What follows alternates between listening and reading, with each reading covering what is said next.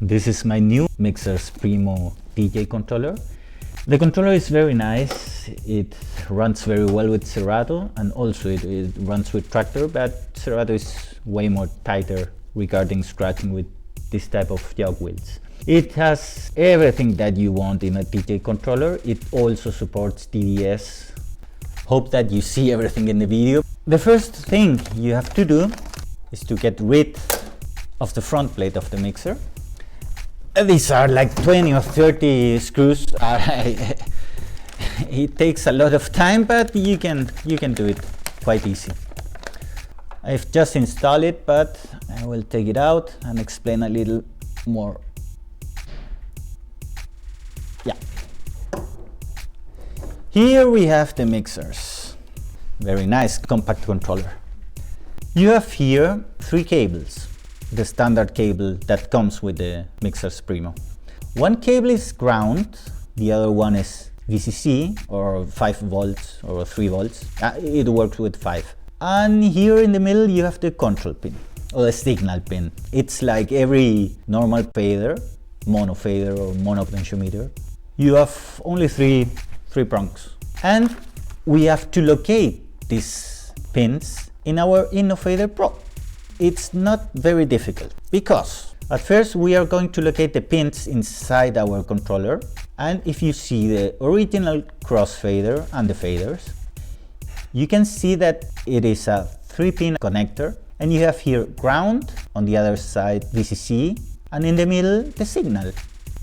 So with that information you can locate what cable is what pin, VCC, ground or signal. In the case of the Innofader, it's a little more complicated, but not that much. You have 2 connectors. This connector is not in use. I think it's for uploading firmware or programming or something like that. And you have this connector. This connector is what are we going to use. This is a 4-pin connector. What pin is what? Here we have the Innofader. Here is the stem. We are looking that way, the Innofader. So, yeah. Here we have the 4-pin connector. 1, 2, 3, 4. 1, 2, 3, 4. And if you have an old Innofader manual, or you can search it online, you are going to see that this pin is ground. The 3rd pin is the signal or VCA, and the 4th pin is VCC. I mean plus, minus and signal. So we have just find out what does every pin on the Innofader. We are going to use these 3 pins to connect to our controller. I have used an extension of an old controller or mixer. I just connect this type of connector with 3 cables to the 3 cables on the DJ controller. And now it's just a matter of connecting the Innofader and then to program the Innofader to work as a standard crossfader for all type of controllers. And also you can put some washers here, some washers here, and you can adjust the height of the crossfader.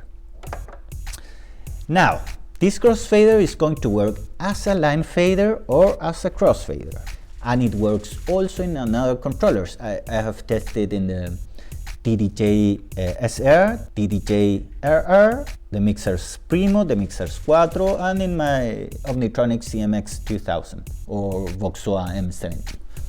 Number 2, do this when moving the Mini Innofader Pro to a product other than the reloop spin. Don't forget, this is a fader for the reloop spin.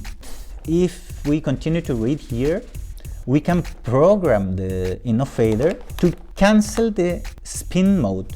Cancel spin mode, it's going to convert your Mini Innofader into a standard Mini Innofader. And we just have to follow these steps here. This is the program that we must to follow. This is our Innofader. If you see, the connectors are on my right side, your left side on the video. And these are the positions of the Innofader: A, B in the middle, C on the other side. To cancel the spin mode, we have to follow this pattern: A, B, C, B. Push the button on the Innofader and keep it pushed. I mean, don't let it go. And then you must follow the pattern: A, B, C, B. And then release the button and you are done. And it works as standard Innofader. Then you have to program another thing. As default, it comes with on-off sharpness, AB, AB. We are going to turn that off. I know, everybody wants a very sharp fader, but we are going to control it with the control fader curve in our controller, not from the Innofader. Then you can test it and do some crazy stuff, but we are going to do it as standard. So keep the button pressed, stem position A, then B, A, B, and then release the button. You will hear a pop or maybe lack of sound, and then it will come again to the normal level. Then we have to adjust B-type linear, B, A, B. Third pattern, keep the button pressed with the fader in B position, then A, B, and release the button. And that's all. It will work as a standard Innofader. Its compatibility is quite large. It works with almost any DJ controller that supports the VCA. That's all. The controller is very nice. It works very good, very good.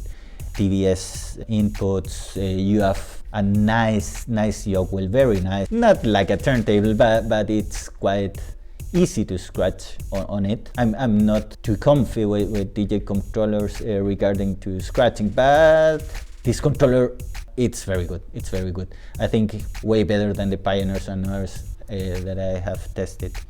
It's very compact in size, so I really recommend you to get something like that and just install a new Innofader, very cheap one, the €60 version.